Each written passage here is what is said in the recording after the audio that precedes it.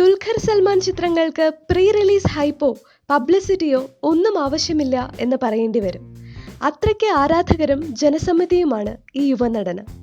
ദുൽഖറിന്റെ ഏറ്റവും പുതിയ ചിത്രം ജോമോന്റെ സുവിശേഷങ്ങളുടെ ടീസറിന്റെ സ്വീകാര്യത അതിന് ഏറ്റവും വലിയ തെളിവാണ്. നവംബർ 26-ന് വലിയ ആരവങ്ങളുടെ അകമ്പടിയൊന്നുമില്ലാതെയാണ് ചിത്രത്തിന്റെ ടീസർ റിലീസ് ചെയ്തത്. ഇതുവരെയുള്ള എല്ലാ ട്രെയിലറുകളുടെയും ടീസറുകളുടെയും റെക്കോർഡ് തകർത്തിരിക്കുകയാണ് ജോമോന്റെ സുവിശേഷങ്ങളുടെ ടീസർ.